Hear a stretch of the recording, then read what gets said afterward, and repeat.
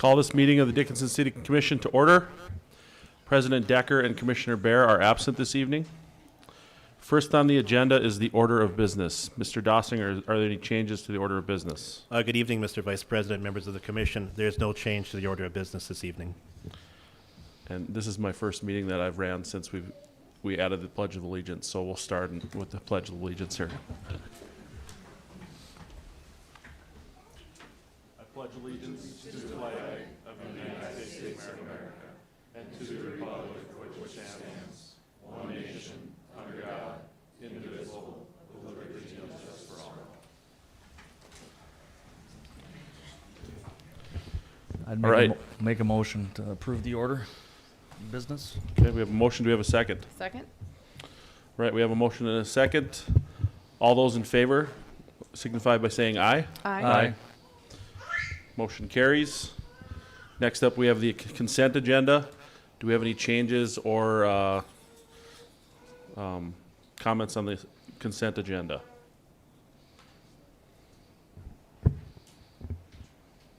Okay, hearing none, I'd entertain a motion to I'd move approve. to approve.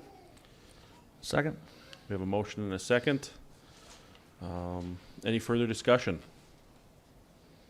Hearing none, we'll vote. Commissioner Sobeluk, Aye. Commissioner Friedrich, Aye. Chair votes aye. Motion carries. That takes us to the timetable agenda.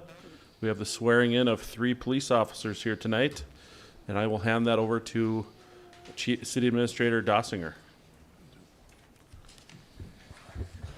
Good evening, Vice President, Commissioners. Tonight I have 3 officers that are in need of swearing in. I'm going to start with Officer Timothy Mayer. He's originally from South Dakota before his family moved here to Bismarck when he was young. He's a graduate of Emmanuel Lutheran School in Eau Claire, Wisconsin. He most recently resided in Beulah, where he worked for his family's business, Legionnaire.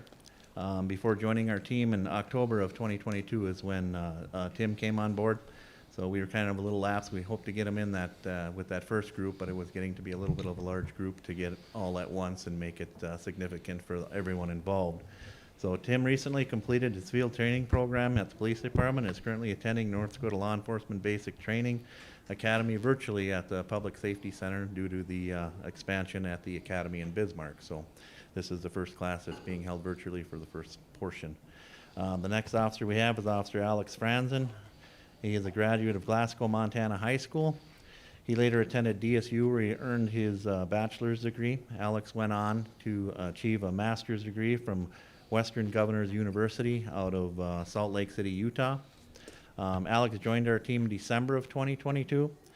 He has been in field training since January and is now attending the North Dakota Law Enforcement Basic Training class virtually at the PSC. And lastly, we have Officer Christopher Olson, who is a graduate of Livermore, California, where he also earned associate's degrees from Las Positas Community College, also in Livermore. He recently moved to Bozeman, Montana in 2021, where he was working as a Gallatin County detention officer and later a re-entry program team leader before joining our team in January of this year. Chris is currently in field training, and unfortunately he didn't make the cut to get into this class that's going on now for the law enforcement basic training, which is probably good for him, so he maybe won't have to do it virtually, but he is slated to attend basic this summer. So those are the 3 officers that will be sworn in tonight, and I invite City Administrator Dossinger to come up and do the honors. Thank you. Gentlemen.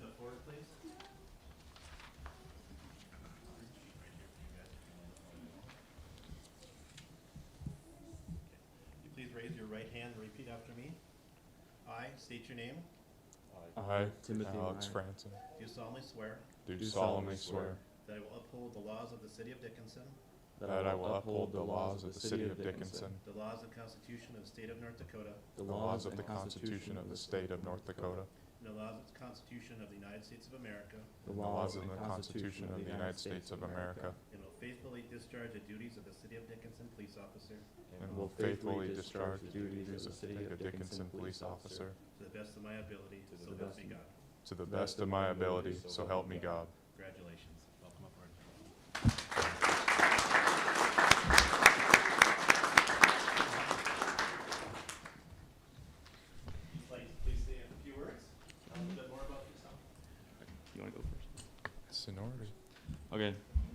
So I've been wanting to be a police officer for a very long time, which now I am in here, so that's a dream come true, first of all.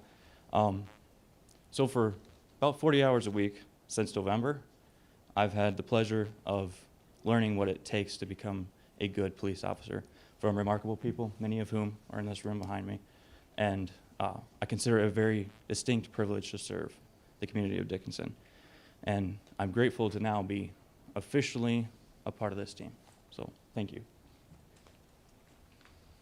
I've always been drawn to public service, and so when I got to Dickinson and the community, it was very evident that it was a community and that it was important within people in this community to be involved. So being at DSU, I got involved fairly early as a referee with youth football and basketball, mainly to pay for school, but later found out it's very good to be involved with the community. I currently serve as a coach for middle school football and high school baseball, and I've been a sub in the public school system as well.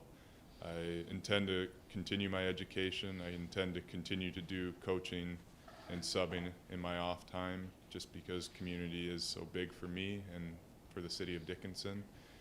And I'm very fortunate to have this department. They see me as a person and not just as an officer, and that's very evident going through my daily training with my work dad, Officer Kubik. He takes care of me every day, makes sure I'm spick and span, and for the rest of my crew and the rest of the office, they're just there to help me be a better person. And I appreciate that, so thank you. Thank you. My name's Chris Olson. Growing up, my dad was a police officer, so being able to follow in his footsteps is really a dream come true. So thankful for this department, you guys, for making that dream a possibility and a reality. I want to say thank you to my friends and family who's always pushed me. Growing up, I always wanted to be a cop, so went to college, got my degree, decided I wanted to dive a little bit deeper into the law enforcement side. So worked out of county jail, worked out a pre-release center, kind of learns the ins and outs. That way I have the tools and resources available to help the citizens of Dickinson. So thank you guys for the opportunity. Thank you. Thank you, Thank you, gentlemen. Welcome aboard. Chief Ciani, did you partner him with Officer Kubik because he's the only one that can handle him? It's me and Mini-Me. They both are about the same.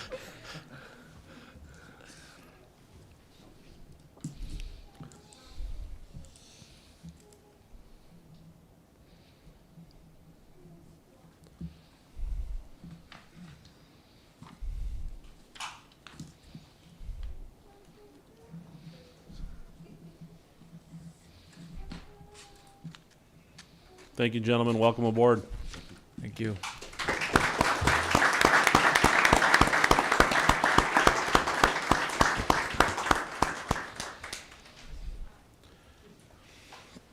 All right, next on the agenda, we have gaming site authorizations. City Administrator Dossinger. Thank you, Mr. Vice President. The first one, we have 3 gaming site authorizations tonight. The first one is at the Brotherhood of St. Anthony. It's located at the St. Anthony Club, 105 First Street Southeast.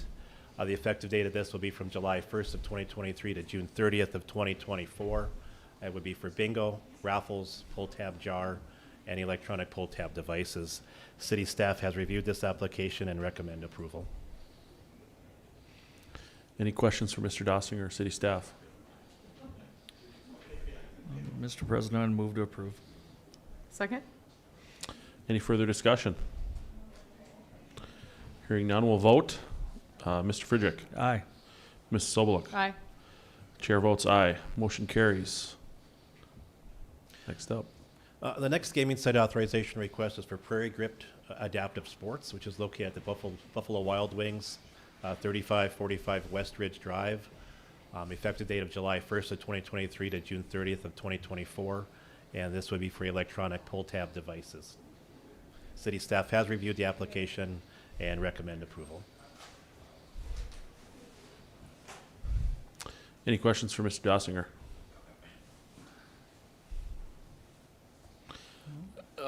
Mr. Dossinger, I did have a question on this. So we've talked in the past about charities that are located outside of Dickinson. I I reviewed the data that they provided us, and so basically what their approach here is going to be, they're going to donate to the Dickinson Hockey Club. That is correct. Okay. All right. Any other questions? Mr. President, move to approve. Okay. Motion. We have a second. All right. Any further discussion? Hearing none. Mr. Friedrich? Aye. Mrs. Sobeluk? Aye. Chair votes aye. Motion carries. And the last gaming site authorization request this evening is for Fishing for the Cure, which is located at Fat Fish, 1031 West Villard, has an effective date of July 1st of 2023 to June 30th of 2024. This will be for pull tab dispensing devices and electronic pull tab devices. City staff has also reviewed this application and recommends approval. Do they no longer do live blackjack and stuff there? Or is that a different? They did not put in a request for blackjack this time. That would be a separate application. This is a new person coming in from that. Oh, okay. Correct. Used to be Glenn County, Oh, yeah, that's right. Okay. so they're just only gonna have full tabs there for now. Okay. And they're from in town. Okay. Any additional questions? Do we have a motion? I'd move to approve. Second. Any further discussion? Mrs. Sobeluk? Aye. Mr. Friedrich? Aye. Chair votes aye. Motion carries. Okay, Mrs. Nominuk, we have a job description for a library assistant. Thank you, not President, but Vice President and Commissioners. First up is the library assistant job description. This is a job description that was approved in the 2022 budget. They just have not gotten around to filling it because we had several librarian positions and a new library director and several other things going on. So we're finally getting around to filling this full-time library assistant position. We had a little bit of a title change thing going on. This was the title for our limited hour library. We called them limited hour library assistants. With the new director, we have changed that title to be limited hour library pager. And then this position is more appropriately labeled the library assistant. So some of the responsibilities of this position will be to assist library users in the circulation area. We'll assist the librarians with all aspects of running the library. We'll perform closing library duties. We'll also assist with training, providing leadership and direction to the part-time staff. And then as far as the education and experience, this position does require a high school diploma and 1 to 3 years experience in any type of a customer service related position. This position does fall into grade 11. That's not moving forward. There we go. And is a non-exempt position. And as I mentioned, this new full-time position was approved in the 2022 budget, and city staff recommends approval. I'll take any questions you might have. Any question for Mrs. Nominuk?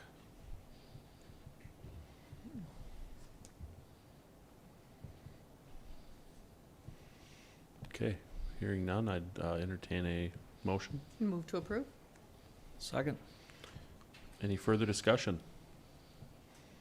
Hearing none, we'll vote. Mrs. Sobeluk? Aye. Mr. Friedrich? Aye. Chair votes aye. Motion carries. Thank you. Thank you. Next up, we have the monthly financial report.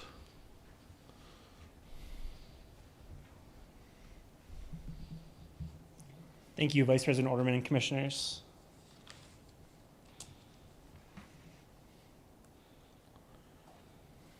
So what I have in front of you today is our financial report as of February 2023. So just a quick update here on the Treasurer's report. Almost no change. Our net working cash, about a 1.3% increase. We're still right at that same mark that we're typically at for our net working cash and our total unassigned cash. And then our investments, again, almost no change with us making our contributions at the beginning of the year. So we're still right in that $34 to $35 million range with our total investments. And then our 1% sales tax. The green line that you can see is 2023. The red line is 2022. So in February of 23, we're about $81,000 higher in our 1% sales tax compared to February of 22. So that's about a 12% increase there. And then we still do have show this slide for the public as a reminder of our 2 separate sales tax funds. And then going to our 2-month comparison here. So this graph shows 2-month totals for each of the last 7 years. So you can see on the far right, the orange bar on this chart is 2023. So it's actually the highest collection we've had in the first 2 months for the last 7 years. We're up about 199,000, so about a 17% increase from the first 2 months of 2022. In our hospitality tax, again, the green line being 23, just a little bit down from 2022, down about 5,600, so about a 6% decrease there. And then with our 2-month totals from the last 7 years, we're just about our highest, a little bit lower than what we were in 2020, but we're $5,500 higher compared to the first 2 months of 22, so about a 3% increase there. And then in our occupancy, you can see, again, the green line almost exactly where we were, very close to where we were in 2022, about $1,100 increase, so a 5% increase there. And then our 7-year comparison here, for the first 2 months total, we were about $4,500 higher compared to the first 2 months of 22, so about a 10% increase there. And then the last revenue slides I have for you here, so February of 23 in the green, almost again exactly the same where we were in February of 22, just about $11,000 higher in our oil impact, less than 1% increase in our oil impact compared to prior year. And then our 7-year total, not quite where we were in 2017, as you can see, with the orange one on the right being 23 and the far left being 2017. But we are 92,000 higher compared to the first 2 months of 2022, so about a 3% increase there. And then just a quick budget update, not much of an update through the first 2 months, but benchmark would be 16.7%. Both in our general fund revenue and our general fund expenses, we're at 19%, so pretty close to where we would expect to be at this point in the year.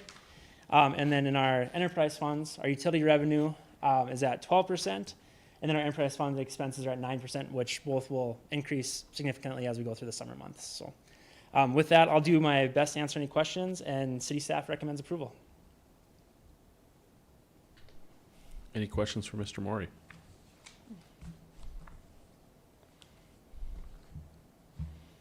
Okay, hearing none, I'd entertain a motion to approve. Move to approve. Second. All right, any further discussion? Hearing none, Mrs. Soboluk? Aye. Mr. Friedrich? Aye. Chair votes aye, motion carries. Thank you, Mr. Maury. Thank you. Next up, we have Utility Manager Zastapel to talk about the North Dakota sewage pump contract. Good evening, Commissioners. I have our annual service contract that we have with North Dakota Sewage and Pump. It's a contract that we do yearly on our general maintenance. It has been reviewed by legal, and it's $300 more than last year, but we included one lift station. City staff recommends approval.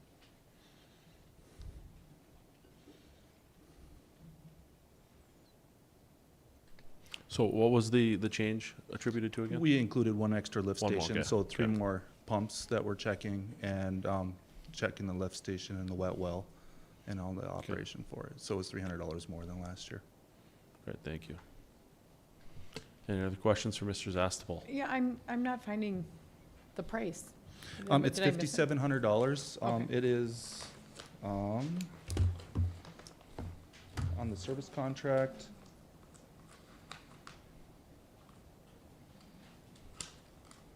Where's it at? It's on the third page, Yes, Third page, okay. number 7. number 7. Yep, Thank you. for $5,700.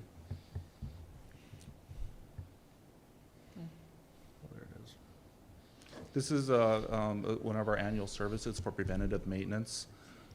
They actually will go into our lift station and into the wet wells, and they check our bases and our pumps, change our oil, check our electronics, things like that. So it's like a second eye. They also do training. We have been doing this for the last 10 years, and it's been very successful with our lift stations. With inflation, $300 year over year doesn't seem too bad. Actually, it's been the same price. Especially adding, They didn't, it was just the extra lift station we did, so they haven't been increasing. Okay, thank you. I'd move to approve. Second? Any further discussion? Hearing none, we'll vote. Mrs. Sobeluk? Aye. Mr. Friedrich? Aye. Chair votes aye. Motion carries. Thank you, Mr. Estel. Thank you. Next up, we have the Public Works Monthly Report by Public Works Director, Mr. Zuroff. Good evening, Vice President John Oderman Thank you. and Commission. Thank you for letting me present the monthly report. It will be fairly short this evening, and it does not include any of the street totals or anything like that. We'll probably bring a March report since we've had so many storms and continue to have storms. We'll probably in April have a good total of all those numbers and totals for you. Figured that would be a better way to do it.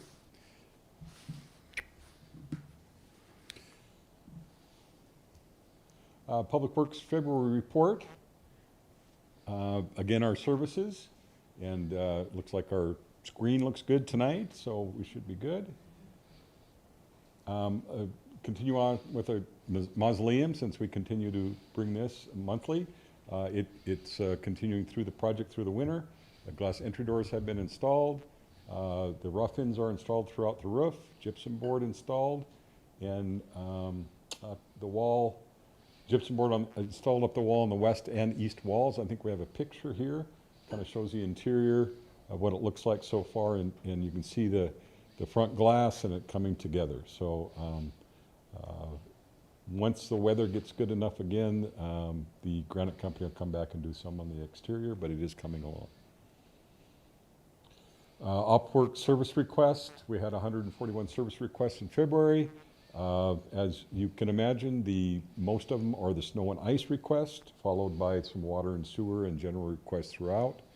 Again, we have service requests in our Upworks, we have service requests in our utility service through City Hall, and then we have our fleet work orders. So I'll be going through all those real quick. Here's our fleet work orders. Solid waste was our most, followed by water utilities, or excuse me, followed by street department. Most of that, of course, solid waste is always high, street department. Second, working on cutting edges and all the equipment that we've been using continuously in the month of February. Cutting edges, we've been going through a lot of cutting edges. We've been having some valve issues with some of our brine systems, and working through those, so it keeps those guys pretty busy and back as we remove snow and ice. February fuel, about 9,454, not about, that's exactly the amount of gallons we used. You can see clear and unleaded, clear diesel and unleaded are about the same. The diesel, of course, is most of our heavy equipment, and that's, we've used a lot of that in this winter. Forestry, I just wanted to give an update that there will be a forestry meeting April 20th at 10 a.m. at the Public Works Training Room. A lot of these, the Forester and a lot of these other divisions have continued to help the street department throughout this winter, and they've been putting in a lot of hours assisting.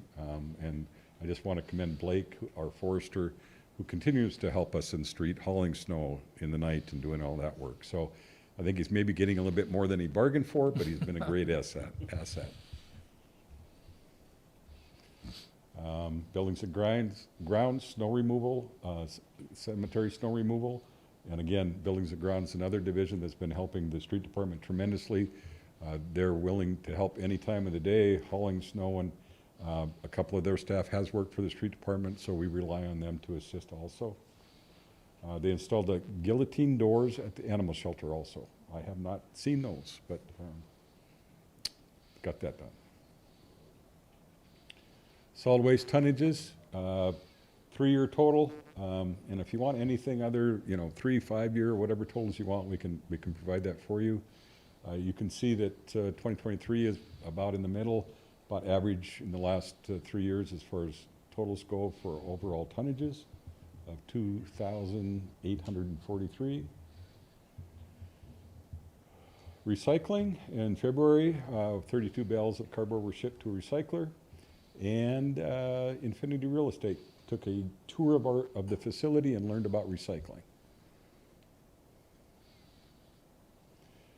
Utility billing work orders, again, delinquents and on and off were probably the most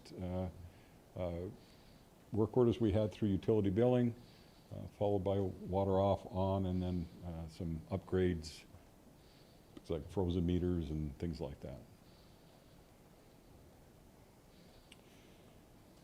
Water purchase for February, 54.24 million gallons. It's right in the ballpark of the last 3 years.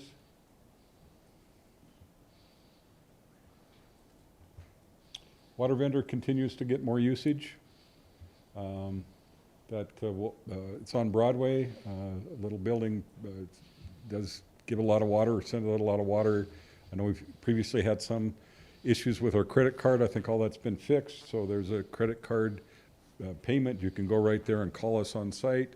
We can set up an account over the phone and get you going as soon as you need. So we continue to sell a lot of gallons there. Septic hauler, again, our new septic receiving station, 67,172 gallons for the month of February. I know you're all wondering about that. So. Since we don't have the street, the snow and ice removal, Dwayne, manager for water utilities, did want to bring this up a little bit about jetting sewers. We sometimes have a lot of calls on sewer backups, and in February had 4 emergency calls of potential sewer lines plugged. If you have a problem with your service line, or you have any problems with sewer that you feel coming in, give us a call. We go out and check our main lines, we clean them, make sure they're clear. All these instances, it was the private service line that was the issue, but give us a call. We're glad to go check the main line. And usually in the service lines, it's tree roots, grease, something else that had collapsed lines is what we found that had plugged the lines. But call us, at Public Works during the day, PD at night. If you have a backing up sewer, we can at least check the main line right away. And then if it's clear, then you know it's your service line coming in.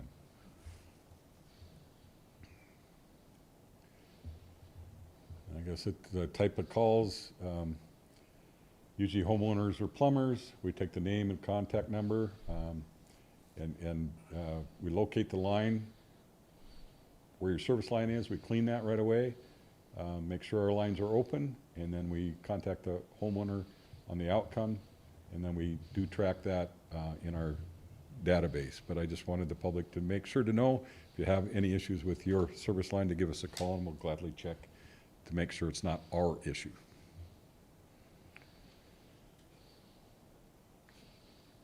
Effluent out of our water reclamation facility, 67% went to the Heart River, and 22% went to storage, 11% sold. 69 million gallons went through our facility in February. And that's all I have. I'm open for any questions. The question on everybody's mind, Gary, is when can we start fixing potholes? What's the temperature got to be?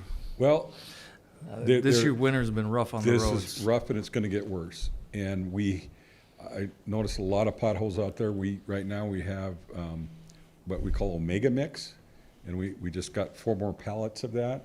It's a mix that kind of a cold mix you can put even in these temperatures, but the holes have to be dry to make it stick. So hopefully we get some dry days, at least those areas that are plowed, we can put Omega Mix in. The plant in Bismarck doesn't have bulk right now, but we're hoping to get bulk as soon as we can. These Omega Mix are bags right now, so at least we can put some mix in a dry hole in the bad pothole. So we're hoping that if it dries up and quit raining and snowing out there, that we can get some of those filled. Long term, those don't last long, but at least they get it where traffic can go over it till the temperatures get high enough where we can either put a hot mix in or use our Durapatcher. Sure. 30, 40 degrees at least for that oil and Durapatching. And the ground temperature has to be decent too for some of those oils to take. But we do have what's called a mega mix. We can put something in there. And the holes have to be dry. You know, some of these, I just hope the public can be a little patient. It got to be dry, otherwise we fill it, and the next day we'll have to fill it again because it bounces out. Sure. But it's going to be a rough spring with all those, you know, the freeze dry and all the moisture, or the freeze and thaw and all the moisture has really created a lot of issues. Just ask the public to be patient. We'll get at them as soon as we can. Well, and Mr. Zuroff, along those lines, I just want to thank your staff. You guys have been putting a lot of hours in and working shorthanded and stuff like that. And I'd like to just appeal to the better angels of the citizenry of Dickinson here. I've heard some nasty stories about things that your staff has gone through. Kindness goes a long way. We don't need to be, launching our snow from our driveways towards your guys' machines, flipping the bird, and making obscene gestures to city staff. I mean, so kindness goes a long way, and I would just really ask the citizens out there to treat these guys with the respect that they deserve, because they're doing this for you. They're working overtime. They are, and we have a lot of guys that are coming from other areas like water and things like that to help out the street guys. So, and they're working overtime and they're working shorthanded. So, please just give them a little bit of grace and a little bit of kindness. A couple inches of snow coming off the plow as it passes your driveway isn't the end of the world. So please. I really appreciate that. These guys are working hard. That's what they do for a living, but we're shorthanded many hours, and our goal is not to upset the homeowner. Our goal is to make them happy, and sometimes snow gets on sidewalks, and you're right, some other way. Give us a call. We'll try to fix if there is something bad, but be patient. We can't be everywhere at the same time, and there are priorities, and we're still getting a lot of calls on those sort of things, but just be patient. We'll try to help you as much as we can, and I can really tell with the crew, though, that the winter is starting to wear on them a little bit. So we're trying to give them, as much, some time off, and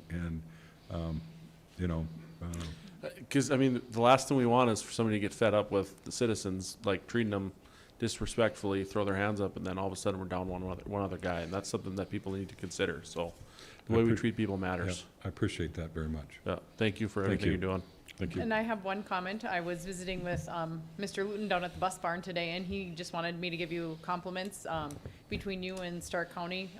He said this year has just been the best for bus routes, that you guys have kept them open for him to get the students where they needed to go, and so he just wanted me to give you his Well, appreciate compliments. that. In fact, Mr. Luton brought out a cheese and meat tray for the crew this morning, so I did thank him for that too. Wonderful. That was well appreciated. Thanks. Thanks, Gary. All right, now we will move into the public hearing. We have a 5 o'clock timetable agenda item, Chapter 2 amendments. Deputy City Administrator Carlson. Thank you, Vice President Oderman and Commissioners. Before you in your packet, you're seeing an update to the code, and this is bringing it up to date with the newly approved Library Board bylaws and put it in sync with the North Dakota Century Code. The term of the members will start the 1st of July instead of in January to December. There will also be added that no board member may serve more than 2 consecutive terms and a 1-year lapse before being reappointed. That's the only thing that's being changed. They just were not in sync before with the bylaws, our code, and the Century Code. So everything's being brought up to date. And as you see, before you, the ordinance has been reviewed by Attorney Winkle, and this is also a public hearing, so I'll stand for any questions. Okay. Any questions for Mrs. Carlson? Do we have any members of the public that would like to weigh in?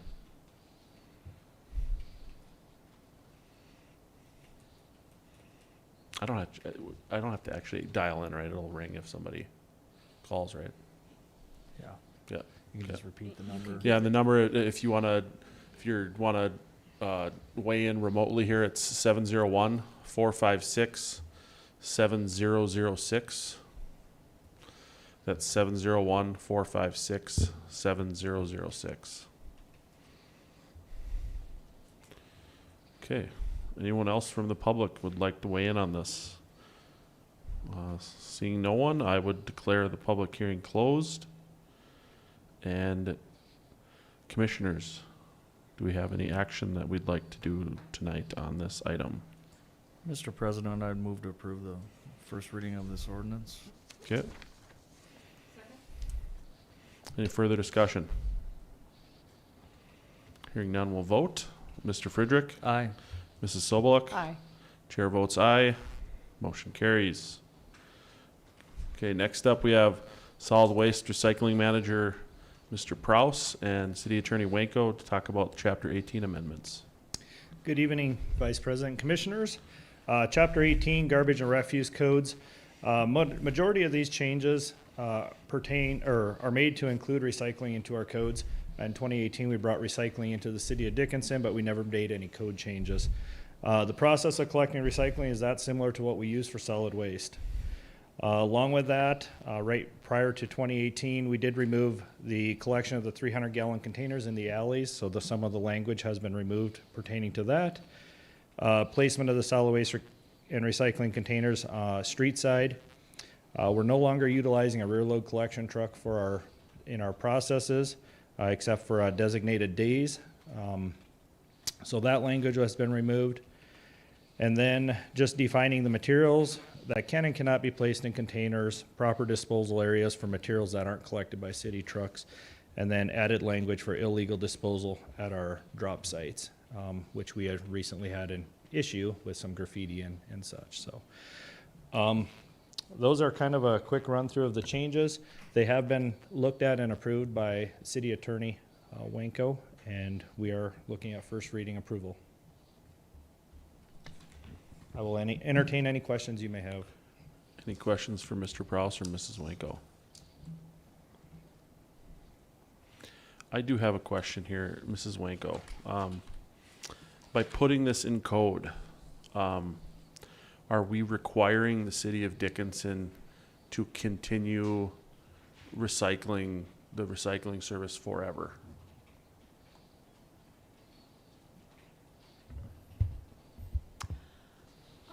To answer the question, Vice President Oderman, I guess that would be something that we would have to discuss at the time if the city decided to make that move not to do that. I certainly think that we would move to amend the ordinance if the city were to go in that direction. I would want to see that to be consistent, but I think the thought process behind this is to make sure that we have something in code because the city is offering that service. And should the city decide not to offer that service in the future, obviously we could address it at that point. But I think this again brings it up to code what the city currently is doing. Okay, so is this a situation where like a may instead of a shall could give us that flexibility to not have to change code in the future if we, decided to? And I'm not saying that I'm supportive of that or we're moving in that direction. I'm just saying that like in the event that like we deem it no longer feasible to provide that service type of thing. Right. I think the city has the discretion and authority to make that decision depending on the circumstances. So just like with any other ordinance, if you decide that you don't want to do that, we would simply modify it and adjust it or amend it if you choose to do that. And I don't know if there's a specific provision in the agreement that you're referring to as far as the shall versus the may language, but I think the Century Code vests the city with that discretion as a city commission to make those decisions regardless. Okay, thank you. I just wanted some clarity on that, so thank you. I got some question on the tree branches. Did we get that cleaned up where that's going to be accepted? So now I see that it's struck out. Tree branches may also and shall be taken to the solid waste baling facility. Now it's struck out. So the version that City Administrator Doskinger and I talked about this morning, as well as Mr. Prouse, is that it will say that leaves and grass and weeds should be taken to a recycle site, or the solid waste baling facility or any location designated by the city. And then we did strike the reference to tree branches may be taken to the solid waste baling facility. That was struck. So where are those to be? So basically, the updated language is going to allow, obviously, our plans are to expand the recycling center on East Broadway, which will basically roll-off containers set up to collect branches and trees. So we need to reflect that in our code. Obviously, individuals that still want to bring their tree branches and trees to the baler facility still can do so as a Okay. designated site. Okay. Any other questions?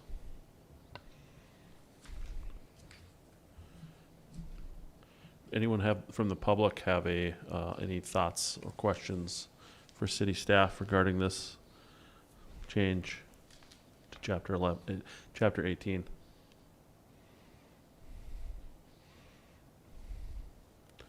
Once again, those joining us virtually could call 701-456-7006, as this is a public hearing.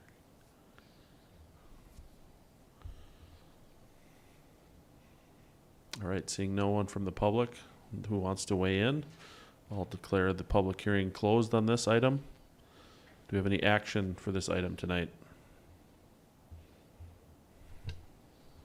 I'd move to approve. Second. All right, any further discussion? Hearing none, we'll vote. Mrs. Soboluk? Aye. Mr. Friedrich? Aye. Chair votes aye. Motion carries. Thank you. Thank you, Mr. Prouse.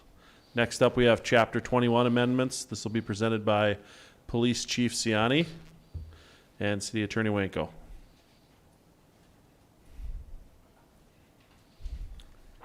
Good evening, Vice President, Commissioners. I believe Christina was going to take the lead on this one. Somebody really got the red pen out on this one. Yeah. Are you, or you like me to move forward?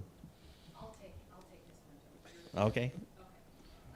So recently, based on the last couple meetings, the city commission kind of gave us direction on some items that we were going to look to do and updates with regard to chapter, specifically related to the tobacco ordinances. And the direction that the commission gave was wanting to see stiffer penalties for a first offenses, second offenses, and third offenses. And we took that as an opportunity to take a look holistically at the chapter and to determine what other changes that we needed to make.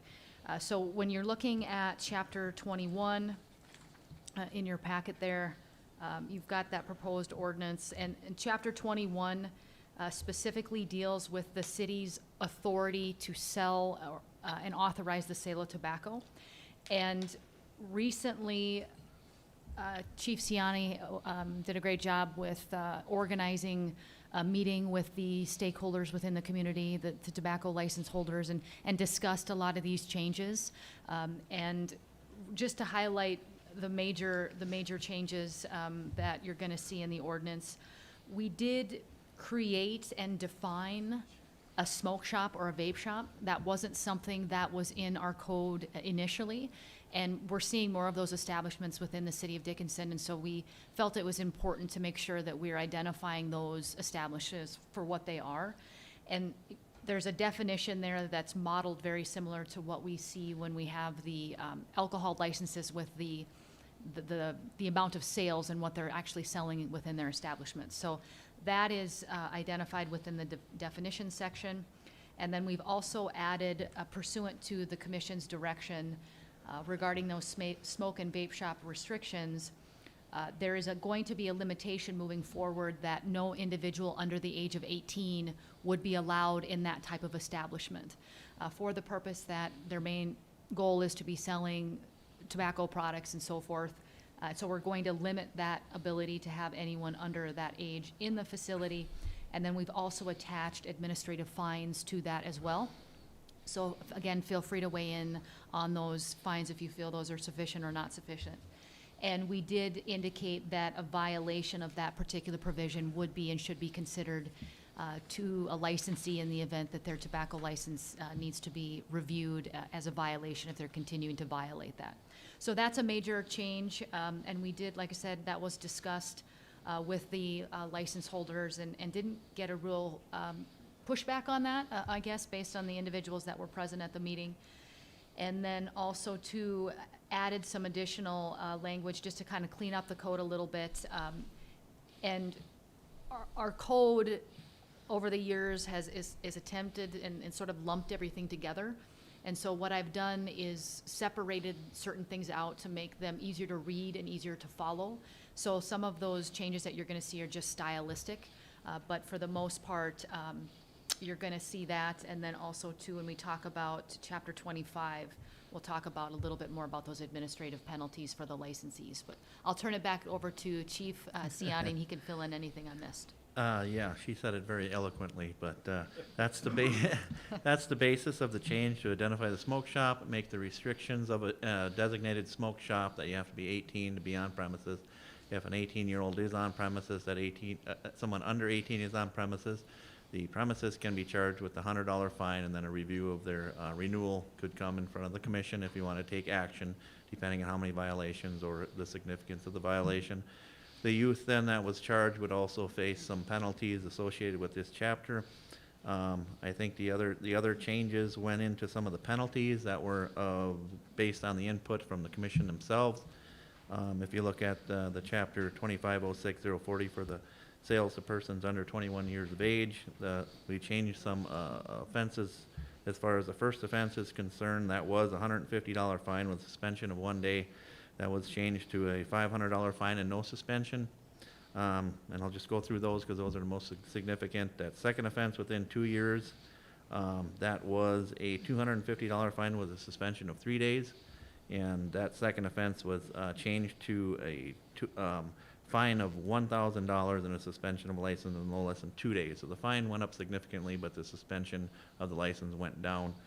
And on the third and subsequent offense within that 2-year period, that used to be $500 fine with a suspension of 5 days, and that was changed to a $2,000 fine with a suspension of 4 days, a revocation of a license. So those are the significant changes. We did have a stakeholders meeting. We had limited attendance of the stakeholders meeting, but those that were in attendance, really we had no pushback from this. I know there was some concern about one of the tobacco shops also cashes checks on the side, so they were concerned about some of the potential underage workers from McDonald's who regularly cash their checks on premises there would not be allowed on premises. And that was just a call-in concern. And the other ones were some of the tobacco retailers that this did not, as far as the smoke shop, vape shop, 18-year-old portion didn't apply to because their sales of tobacco products didn't result in that 51% of revenues associated with tobacco products. So that's about where we're at with this. So in this new world, is tobacco still the vapes don't have tobacco in them. Is that still the right terminology? They have nicotine, but they don't have tobacco. Right. But it's all encompassing as far as the ordinance is concerned for what. I'm just wondering. All the vape stuff is not tobacco, so that it makes me wonder if that's the proper terminology. Is that When we had discussions with Southwest District Health, obviously they weighed in quite a bit with this, and a lot of the revisions to the ordinance that we included, some of them were based on their input as well. So I guess I would probably want to just clarify with that. My understanding is that the definition should work, but we can certainly verify that before the second reading, just to make sure. Yeah, because it's authority to sell tobacco, but if they don't sell cigarettes and chew and they're just selling vapes, they're really not selling tobacco. That's a good point. Well, it falls under whatever the tobacco sales license, the state license and the city license. And would fall maybe under, that's so- how it's still defined. It Right. just seems like, I believe it I is wasn't sure if consistent. that's still the proper definition. That's why I'm asking, so. We'll get that confirmed before the second reading for you. Okay. I have a question that doesn't necessarily, I didn't see anything in here on it, but I don't know if anyone's driven next to Dairy Queen, next to where Men's Den is. There's a smoke shop there that you can just see through. It looks like a carnival in the store. So like when I'm driving by with my 13-year-old, well, what is that? Oh, that's so neat in there. It's lit up. And so I don't know, do we have anything in the ordinances that limit any visibility like that, or is that I didn't see anything, and so I didn't know if it was anything I missed or anything we've ever looked at.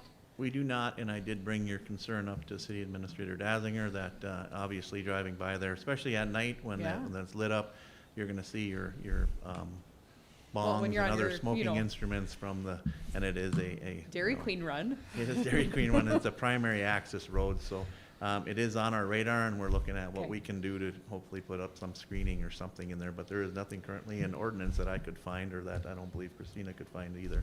Okay. And it Maybe- led to good conversation. We could have some Right. nice conversations on it, but it's, you don't wanna look at it all the time. It's And worth we- a courtesy stop for me. Yeah, and we wouldn't have, I mean, even a liquor store that has glass on the front of it, we wouldn't have anything in that ordinance either that would prohibit. I don't believe we do. No. I mean, and we allow them to put signs up the Miller Lite and, Right. The only whatever thing I else. could think of would be, if I recall correctly, and I don't know if it was here or if it was at planning and zoning, if they needed to have some sort of special use permit or some additional permission that the city could impose a restriction of that nature if it had a concern about that. That would be the only thing I could think of. I think the most recent vape shop that did come in front of the city, and I don't know if it was through planning and zoning or not, or it would have been just through the city commission. But that's a possibility, but I don't recall exactly. I think the one you're talking about never happened yet. Okay, came and that through could planning be, and zoning. I might be misremembering something, but that is a possibility if that were a requirement. We could potentially do something there, but currently there's nothing in place that allows us to do that.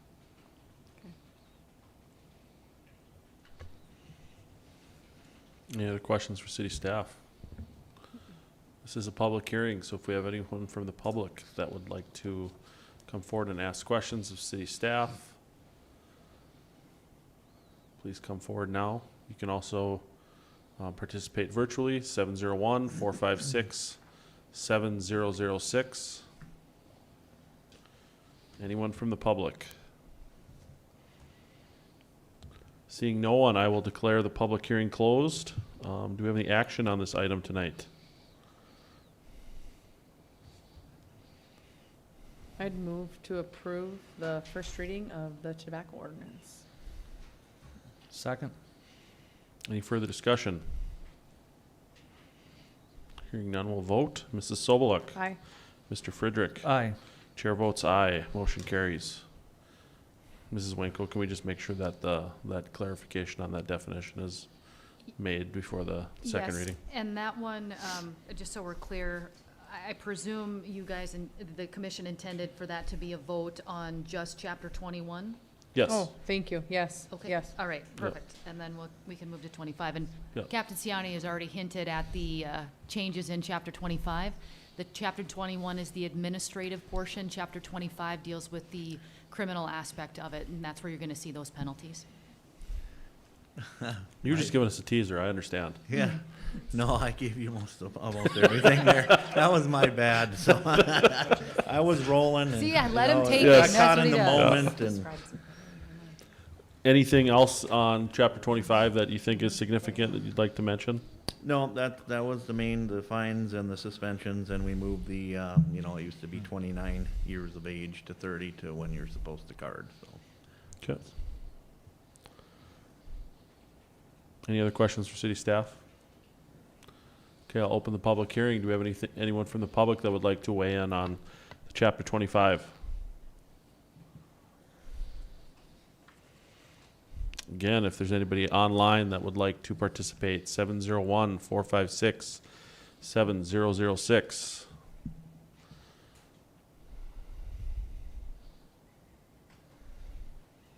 Seeing no one, I will close the public hearing and entertain any action on this item. Mr. President, I'd move to approve. Any further discussion? The nice thing tonight is there's only one direction I have to look. Yeah. So, hearing none, will vote. Mr. Friedrich? Aye. Mrs. Sobeluk? Aye. Chair votes aye. Motion carries. All right. Thank you, Chief Ciani. And now we will have the public hearing. Any public comments that were not on the agenda tonight?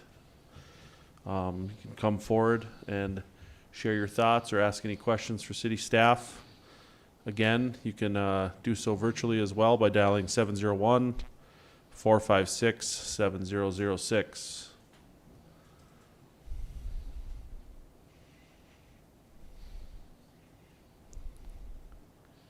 Anyone? Okay, seeing no one, I'm going to ask Chief Ciani to come back up. I'm going to close the public hearing, and we're going to go to the Public Safety Police Department report. Vice President, Commissioners, once again.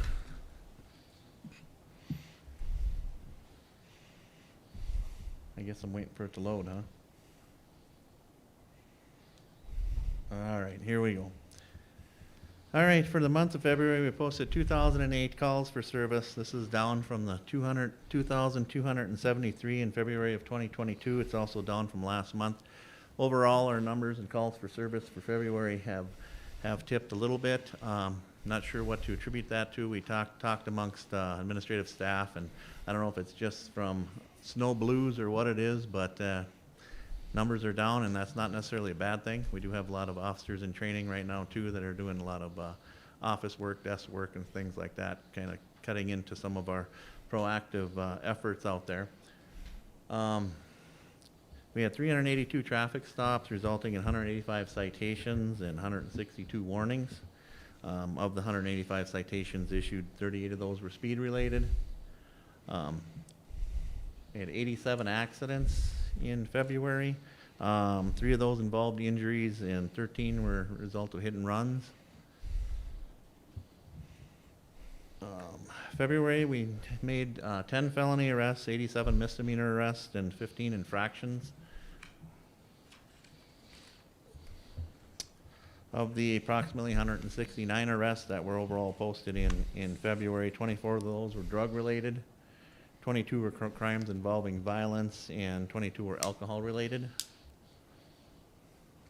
A couple of interesting, notable incidents. We did have another accidental shooting. A 19-year-old Belfield man suffered an accidental self-inflicted gunshot wound to his calf. This incident occurred in a vehicle parked in the 1500 block of West Ballard. Did have another burglary solved as a result of DNA. DNA match resulted in pending arrest for 38-year-old Dickinson man for burglary of a residence. That burglary occurred back in July of 2022. It's the same man that was previously tied to a number of other commercial burglaries in the city using the same DNA forensics. That was some commercial burglaries of one of the music shops and one of the local restaurants that I reported on last year, where the DNA was successful in identifying the perpetrator.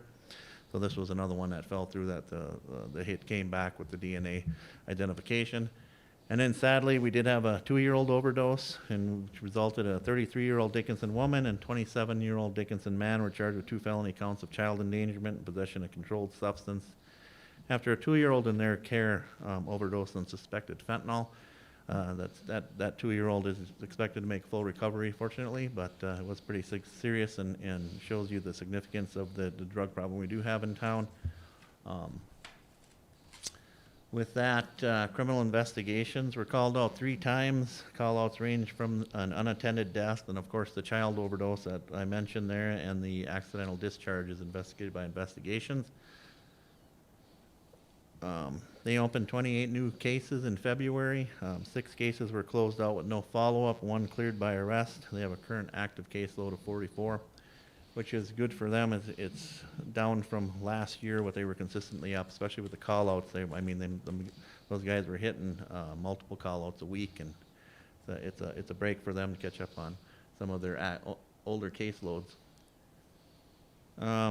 Some of the 28 new cases handled by investigations range from 6 search warrants to 2 sex crimes amongst the other cases listed here. Behavioral health, we responded to 73 behavioral health related calls for service, ranging from 55 welfare checks to 10 suicidal subjects. Training, we're busy with training again. I think we posted over 284 hours of training, ranging from active assault tabletop exercise, and we trained on a wrap restraint system, and I'll get into both of those here in a little bit, give a little bit more insight on that. The active assault tabletop exercise brought disciplines from fire and ambulance and to the school district, as well as other regional law enforcement, to the training room. It was good training. It got us all on the same page for active assault responses. The RAP system is, we recently acquired this system. It's used for violently resisting suspects. Funding for this RAP was made possible through a gaming grant from the Southside Saloon and the American Foundation for Wildlife. We're really appreciative of Southside Saloon and the American Foundation for Wildlife. They have been staunch supporters of the police department and various acquisitions for equipment and other things. And this is, before this system, and this is, it doesn't look like much, but it's quite pricey. It's almost $3,000 a piece, $2,000 to $3,000. We got 2 of these systems, and before this was something that we had a hobble system working where you just tie the legs together and pull the cord out and close it in the car door, and that's about the amount of restraint that you had for someone. And this actually, you can actually have them walk with this if you release the bottom portion of it. So it's something that was brought to us by South Dakota. Sheriff's Department down there had something that turned us on to this, and it seems to be a good system. Moving into records fingerprinted 33, registered 29 sex offenders, processed 44 warrants and summonses. Dispatch fielded 814 emergency 911 calls for service and 4,161 non-emergency calls for service. The shelter handled 91 calls for service, 50 of those calls being related to stray or animal at large.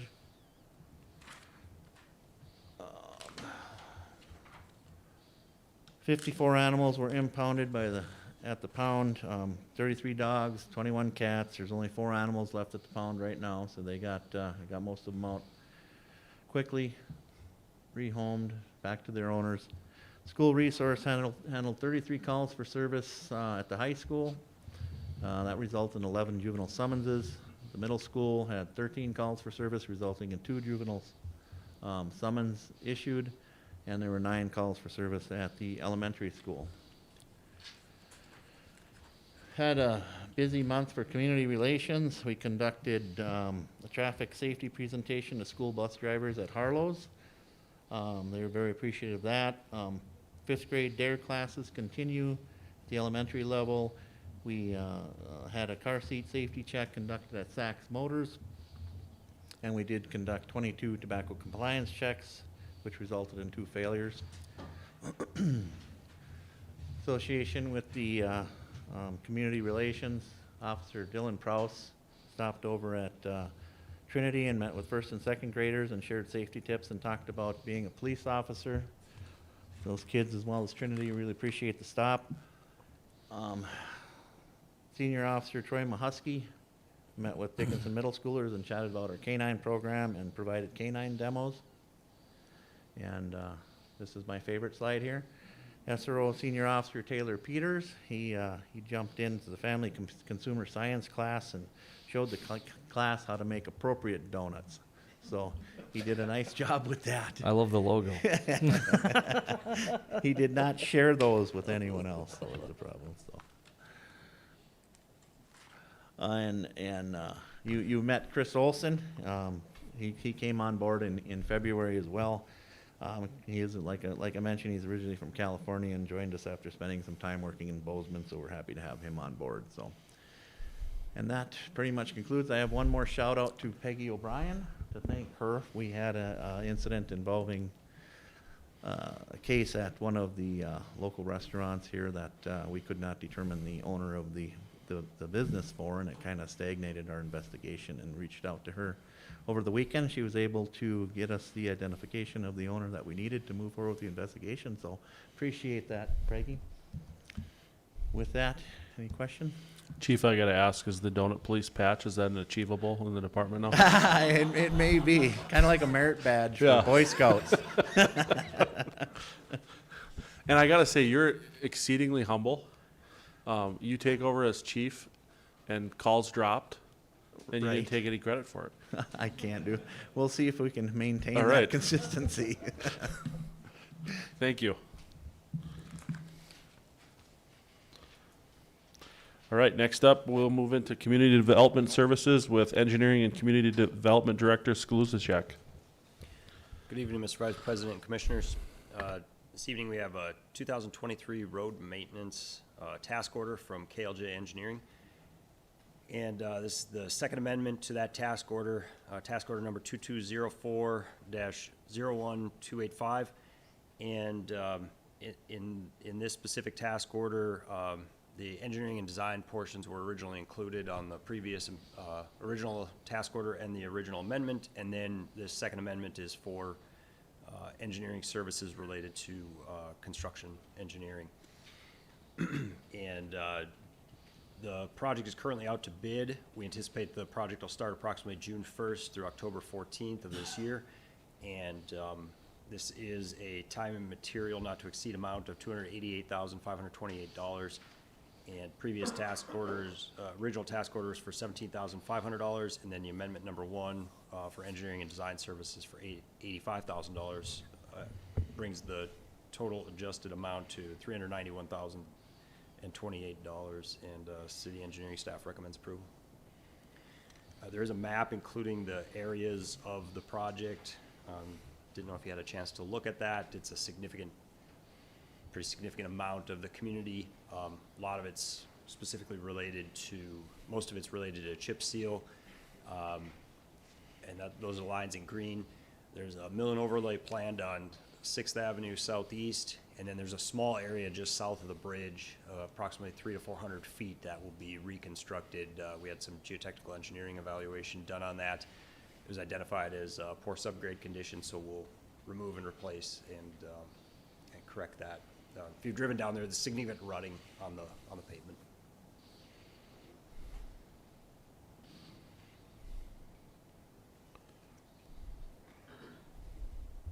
What time of year do we think that this will start? Well, obviously, starting is dependent on weather, but Yeah, like I say, it's out to bid right now. We do have a pre-bid conference scheduled, provide any clarifications to any of the bidders. And I can't remember the bid opening date off the top of my head, I apologize. But we're hoping, again, kind of June 1st-ish, that it would actually kick off, so. good. Any other questions? Okay, do we have any? I'd entertain a motion. I'd move to approve. Second. Any further discussion? Hearing none, we'll vote. Mrs. Sobeluk? Mr. Friedrich? Aye. Chair votes aye. Motion carries. Next item. All right, next item on the list, the Legacy Square parking lot, KLJ task order amendment number 2. If you recall, it was 2 commission meetings ago, we had this on the list. It was tabled, and we said we'd go back, have some additional discussion, further evaluation. And so, for one, I wanted to actually start by, I think, better explaining the project as a whole as far as what exactly the scope includes, and then we can get into the details and specifics related to the task orders. The area that you're looking at right here is directly west of City Hall. The area in blue is owned by Brevera, their parking lot area. The area in yellow is the city-owned parking lot where city staff currently park. And then the area in like an orangish color is formerly the Elks property. I cannot recall the name of that property off the top of my head. Who actually owns that? It's currently owned by Dickinson Elks LLC. Thank you.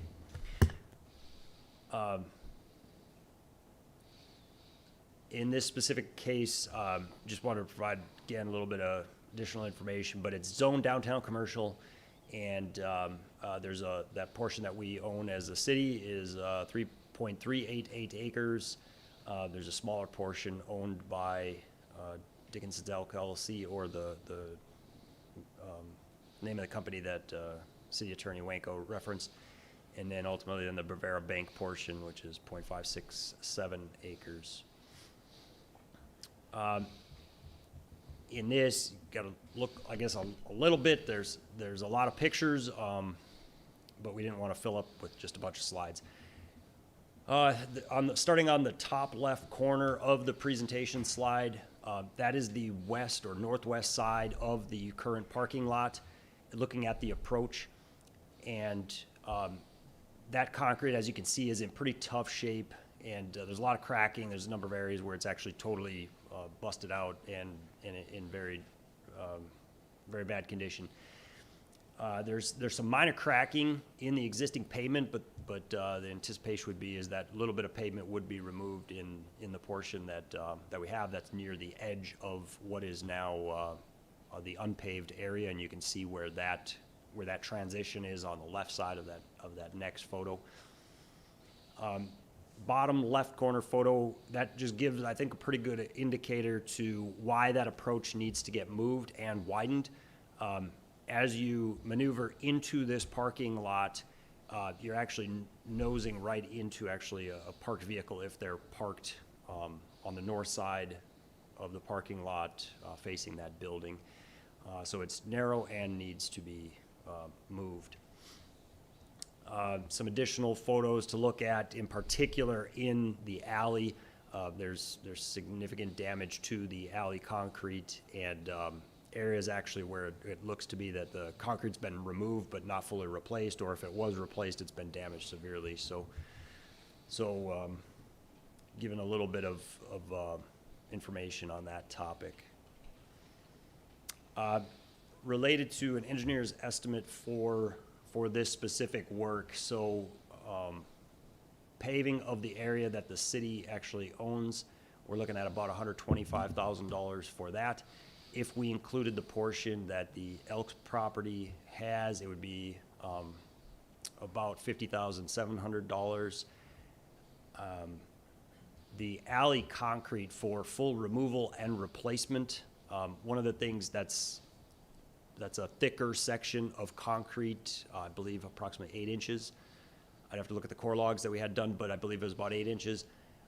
But then some of the complexity is you're working under overhead power lines, but also then there's underground gas and other utilities. So you've got the complexities of working near all of those private utilities as well. That's part of the reason that that's more expensive and right next to adjacent buildings. Lighting within the parking lot, and again, there'd be a portion associated with the Bravera Bank if in fact they were willing to contribute. If they were not willing to contribute, we could easily remove that from any bid tab and just not include that during construction, but I would recommend including that at the moment for design purposes. Landscaping, we did include that as a total estimate for the landscaping, but just a quick kind of update on that topic, because I know it was a point of contention in the previous meeting. So we went back to the city ordinance and I did some kind of detailed evaluation. So if you look at Chapter 39, which is our zoning ordinance, Section 8.005 for buffer yard provisions. In Table 8.2 in the buffer yard requirements in the downtown commercial zoning, it actually requires no buffer yard. And then as you dig further into the ordinance related to landscaping and screening requirements, in section 39.09.006 off-street parking design standards, in that case it talks about, unless otherwise noted, each parking facility of over 3,000 square feet shall comply with the following requirements. And that includes a minimum of a landscape buffer of 10 feet along the street property line. In this case, when I read that and I looked at this more deeply, the statement, unless otherwise noted, I believe that refers to or is specifically calling out what's listed in Table 8.2 that I described before, that actually describes or does not require anything in the downtown commercial zoning. Therefore, we had that on there already in the presentation, but our plan is to remove that from the scope of work, and we would not include any design or engineering, which there was landscape architecture design included in this task order. We would just not include that. Again, it's time and material, so we would not move forward with that specific scope of work. So, and part of what was discussed was, I think there was some feedback from a previous staff member that's no longer with the city of Dickinson that They wanted to include landscaping within this project some time ago. But again, after further review, my professional opinion is that that's not necessary and that's not part of our ordinance, so therefore we won't move forward with it. The other part that I want to touch on would be then, by not paving the entirety of that area, I know that there was some feedback as to whether, will this look okay or will this look good, however the aesthetics may come out. In particular, we looked at core logs from the existing pavement. The existing pavement's actually in good condition. There might be some cracks, but that's not out of the question or not out of the norms. So my recommendation would be is we would wait till 2024 for specifically, we would do a seal coat over the entirety of that parking area, and we have a breakdown of what we estimate that to cost for the specific other property owners. And then at that time, we would actually do the striping. There you'd see significant uniformity at that point in time, where the entire parking lot would be crack sealed and seal coated, and then striped. And so you'd see a little bit of non-uniformity right now in 2023 by having some area new pavement and other areas of not new pavement, but that would be my recommendation to move forward in that way. Any questions or feedback on the engineer's estimate? Any idea what that seal coat's gonna cost? Which one is that right Bottom there? line, Okay, right there. bottom Yeah, line okay. item, we have that right now estimated at about $75,000. That's based on current estimates factoring in where inflation may go, which is an unknown. So we've been trying to put a bigger contingency on something like that we're communicating out for another year. This is a better price than we had a couple weeks ago. So the Elks part we wouldn't touch. Based on conversations with that specific property owner, City Administrator Dossinger has had some conversations. Commissioner Frederick, yes, we have had conversations with the property manager, Mr. John Hunt, and trying to see, for one thing, if they'd be willing to sell that parking lot to us. We've also had discussions regarding an extended multi-year lease, if they'd be willing to lease that parking lot to us. We've had regular communication, but that communication now has stalled, waiting to hear back from the feedback from the owner. And I know Attorney Wankel has also had further discussions with Mr. Hunt in regards to another topic regarding this property. But we are still hopeful that the communication will be ongoing, and there may be a potential for a multi-year extended lease, which may make it feasible for us to surface it then at that time. And I'd be interested in coring on that too, to see what kind of condition that's in. It's not even paved. It's dirt. It's unpaved Oh, right that's now. right, yeah.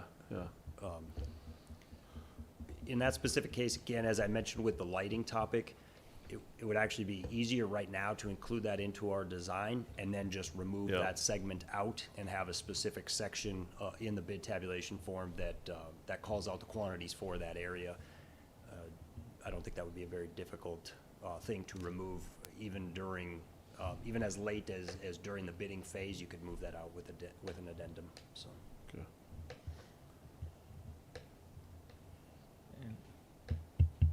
If we don't come to an agreement, I mean, is he allowing us to even be on it then at this time, or?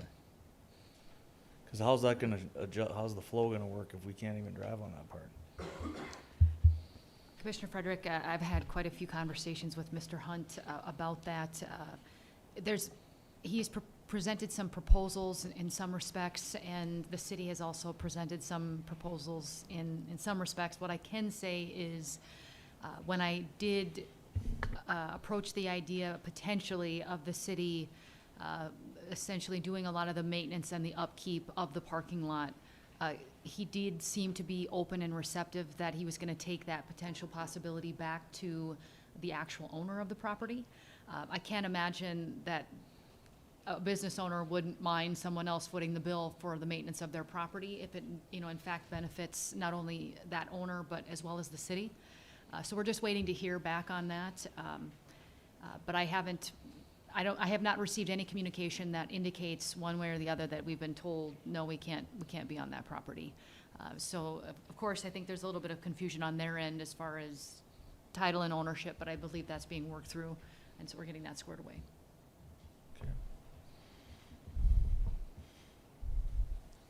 Any other questions for city staff?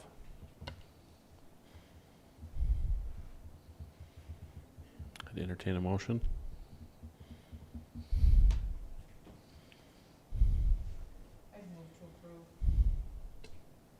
The task order. Second. Any further discussion? Hearing none, we'll vote. Mrs. Sobeluk? Aye. Mr. Friedrich? Aye. Chair votes aye. Motion carries. All right, Sundance Cove's Lighting Special Improvement District. Good evening again, Mr. Vice President, Commissioners. Sundance Cove Lighting Special Improvement District. This is one, I think, there's been a handful of discussions about this over a significant duration. So enclosed in your packet is engineering report map and resolution creating a special improvement district, district number 202301-1 for the Sundance Coves Lighting Project. This specific special improvement district, or SID, pertains to the Sundance Cove subdivision, which was developed without street lighting. The project identified as project number 202308 includes the City of Dickinson. It was included in the City of Dickinson capital improvement project list, and ultimately we'd follow standard engineering and design principles and move forward with this project to go out to bid and then ultimately constructed in the calendar year 2023, or construction season of 2023. So city engineering staff recommends approval. If you have additional questions on this or other information that you'd like to see related to how the district is allocated, total costs, anything like that, I can provide that. Yeah, the allocation, because the one I have shows all the landowners, but allocation is 0. There's a separate page. I think if you scroll down a little bit further, there's a separate page where it includes another set of landowners with the allocation. There's about $150,000 that's included in the special improvement district. And that's in the back of the engineering report. Yeah, I see that, so. Okay. But the cost of it's 500,000. So there's other portions of that the city would end up picking up, because it's the part that goes to the condos would not be part would be part of the special improvement district, and then the other part, although still part of the district, would not then be covering the costs of the or not be assessed for the special improvement district. Is this how we did Cooks? What I can tell you, Commissioner Fredericks, is this has been ongoing for quite some time, and this has been hashed over and negotiated for months, if not probably a year, in talking with the representative of Sundance Coves, and I know Ms. Marshik was heavily involved in that, and based on everything that has transpired and the conversations with the developer in this particular project, this was the best way to handle this particular situation, given the circumstances of the development. So I think this one is a little unique in that respect, as far as the allocation of what's being brought by the developer and what the city is doing, and the fact that we're creating a district in which the developer can't protest out, and then allocating certain monies for each of those units. And I know Scott Schneider is here and can answer a lot of those specific questions, because he was heavily involved in those discussions as well. Okay, I'm just trying to understand why nobody else in the neighborhood is getting assessed. Commissioner Frederick, I think what Attorney Winko said with this project, the goal is to get lights out there. The developer was supposed to put them in. They never got put in. Development's happened, it's done. The developer came to the table and wanted to amend the condo declaration, so this was a process that was agreed upon to get $150,000 for lights that's being special to their condo, with the city picking up the tab for the rest of the lighting area. And the reason those houses are in the district is because any area that's benefiting from a district has to be included in the district, even if their cost is 0. and I'm understanding that, but we had a similar situation in Cooks, where they didn't get lights, they didn't get mailboxes, and something else. I don't think everybody up there got away with nothing on the assessment. The city picked up the tab. I'm just trying to understand how this is gonna, why we're doing this one differently. I don't know the history of that, other than they agreed to 150,000 and we got brought on to do the lighting district and the design, but I don't know the background of why everybody out there's not, else is not paying. Commissioner I mean, Frederick. we did a special assessment district to put lights in the Right. Cook addition. Yep. Also, but everybody had to participate. Commissioner Frederick, trying to remember my conversations here, my background on this one. When we initially started this, as Scott had indicated, the only parcels that were intended to be included were the ones that were going to be receiving the specials.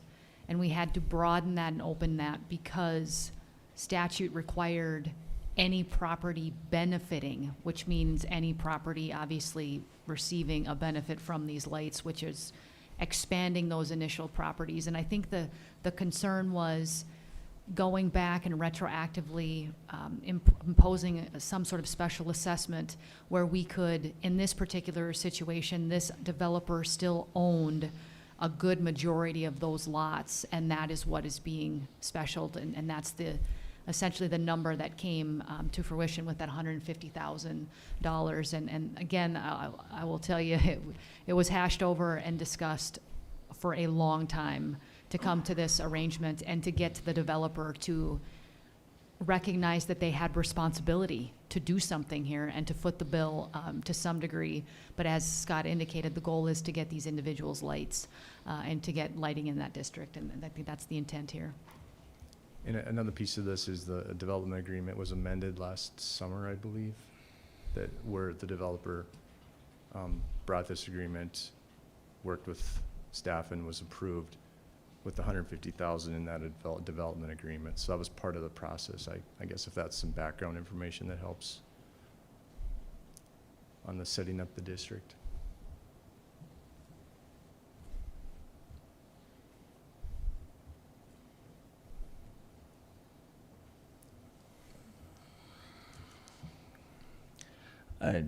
Okay, like I said, I don't like when we treat one set of residents different than we treat somebody else. If we charged the residents in Cooks to get streetlights 5 years ago or 7 years ago, why are these people getting streetlights for free? You're talking about Cook's Fourth? Yeah. Yeah.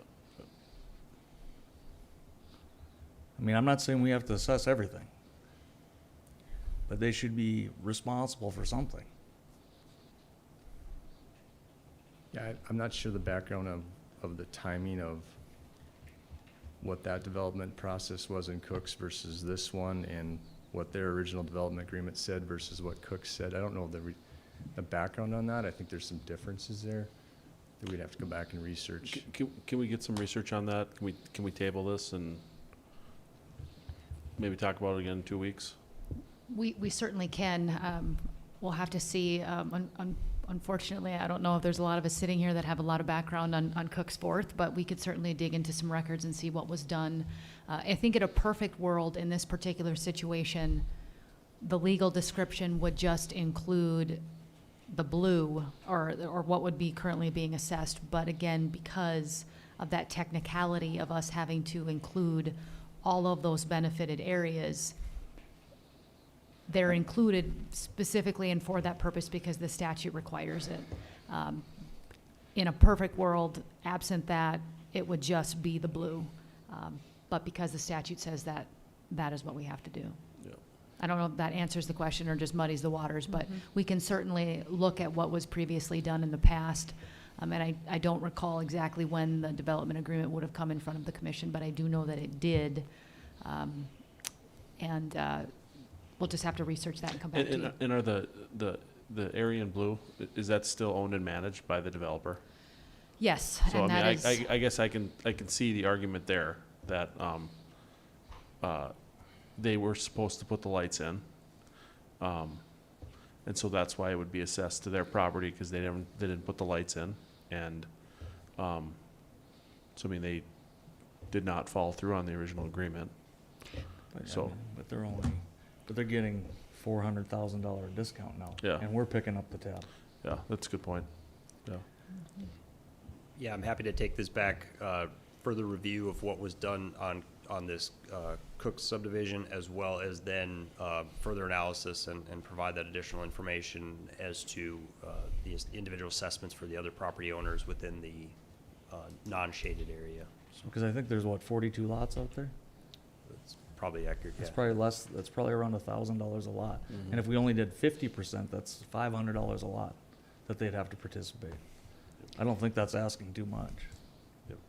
The other thing, obviously, commissioners, is anytime you do a special assessment district, there is always the potential that the special assessment district does get protested out. I can't imagine anybody living out there is gonna protest out streetlights. They've been asking for them for years. Yeah. I've built 15 houses out there, and I get called still to this day asking when the streetlights are coming. I mean, I think that's certainly true. It just depends on what I mean, have we- those individuals' perception of who should fit the bill for that. Yeah. Well, I mean, and I think we haven't necessarily brought those property owners to the table, so maybe exactly what Mr. Friedrich is saying will happen. They'll say, yeah, I'll pay $500 if I get my streetlights. So maybe not all of them, but potentially some of them, so. Do we have to have like a motion, or can we just put it on the table? I would For just make a additional- motion to table it and Okay. do it formally. I'll make that motion. Okay. I'll second it. Okay. Item is tabled, pending that additional information. Josh, I did have one question here, because we're talking about Sundance Coves. There is not a sidewalk that connects to Sundance Cove, and it's part of the city. And I'm just curious why we've never put a sidewalk there that connects to our network. And I mean, this is a question that I'm shooting out of a cannon at you right now, Yep. but I don't have a specific piece of information there, other than that's more of a rural section of the roadway, so, which typically would not include sidewalks. So I can look into that as well, and, maybe even something that we can look at from utilizing the sidewalk program, which we'll be bringing forth in the near future. Or even if we looked at doing maybe a trail. Yeah. To tie into the trails across. because right across the 10th there is a nice trail that it kind of ties. Yeah, that's to what I'm there. saying. Yeah. We could just do an asphalt, maybe Yeah. trail along, like we did along 10th there Yeah. and 21st. Yeah, we can certainly look into that and look at any right-of-way restrictions or other utility easements, whatever the case may be, within our right-of-way limits, but something to look into. All right, thank you. And then we have one other item here. And that's from City Planner Josephson, sorry. Special use permit. Yes, good evening, Commissioner Steve Josephson. This is a special use permit for a group daycare that would be located at 2586th Street West. The applicant, Amanda Stroh, is currently operating a family daycare, and she wishes to expand it to 12. Planning and Zoning Commission met last week, and they recommended approval subject to conditions, and that's the staff recommendation as well. Ms. Stroh has been working with the city and the state on this before she even put her application in. Anyway, the recommendation from both the Planning and Zoning Commission and city and development staff is for approval, subject to conditions, and I'm here to answer any questions you may have.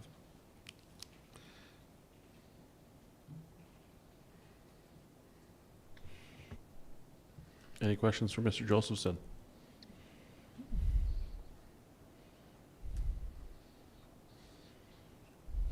I'd make a motion to approve.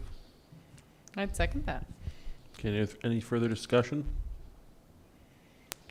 All right, hearing none, we'll vote. Mr. Friedrich? Aye. Mrs. Sobeluk? Aye. Chair votes aye, motion carries. All right, thank you. We'll go ahead and notify the applicant. Okay. Yeah. Thank you. All right, now we move on to the commission portion of the agenda. Anybody have anything that was not on the agenda that they'd like to mention? I do have one thing, Mr. Josephson. Speaking with different individuals, different organizations that work with homelessness in the community, we have determined that like somewhere down the line we'd like to pursue or they would like to pursue a shelter, and we don't have any current zoning in our city code in regards to homeless shelters and what that would look like. And my understanding is if that group was to move forward to pursue that, and I know that we've talked about that as a city in terms of the ARPA funds, in order to actually even allocate those funds to like a shelter, we'd have to have some type of designation of what that looks like and stuff like that in our ordinance. And so, what would that take? That would require developing currently in the zoning ordinance, the type of shelters that they've been talking about. It's not listed as a use in the zoning ordinance, so it would require amending the zoning ordinance in order to include that use, and there'd probably as a special use, and that would mean determining what would be the appropriate zoning districts for it, any sort of development standards and other standards for it. It would go to the Planning and Zoning Commission first in the form of a workshop, and then it would require a recommendation from the Planning and Zoning Commission, and then final approval by City Commission. And in a case like this, we would anticipate that this group, you're speaking probably about the Homeless Coalition and other providers, would work with city staff on crafting proposed amendments to the zoning ordinance that the Planning and Zoning Commission would vote on, would make recommendations, and City Commission would act upon. Okay.